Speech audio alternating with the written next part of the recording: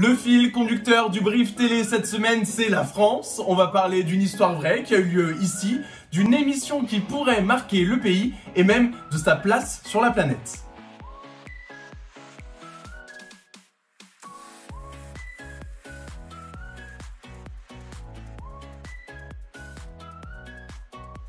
J'aurais pu vous faire quelques vocalises pour vous mettre dans l'ambiance, mais je vais vous épargner ça.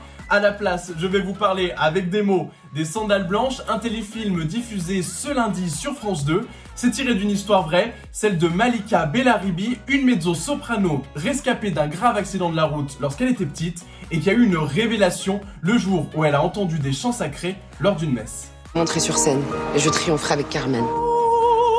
Viser la lune, ça ne lui fait pas peur. Dans le rôle principal, on retrouve Amel Bent. C'est quasiment une première pour elle, parce qu'elle est déjà apparue rapidement dans des séries françaises comme Scène de ménage ou Soda, mais elle n'a jamais tenu de premier rôle.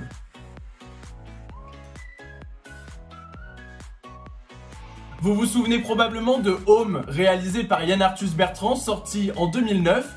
Un long métrage diffusé sur France 2 à l'époque qui avait réuni plus de 8 millions de téléspectateurs. Et bien ce mardi, l'histoire continue, mais sur M6 avec Legacy.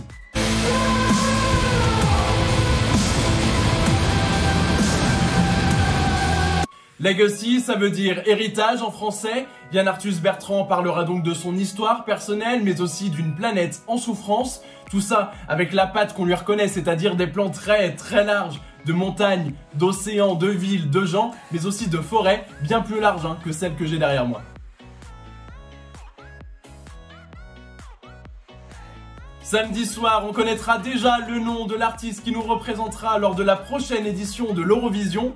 L'émission s'appelle Eurovision France, c'est vous qui décidez. Ça se passe en direct sur France 2 et c'est présenté par Stéphane Bern et Laurence Boccolini. En tout, il y a 12 candidatures, que ce soit des artistes solo, des duos ou même un trio. Et donc le ou la ou les vainqueurs gagneront grâce au vote des téléspectateurs, mais aussi d'un jury en plateau.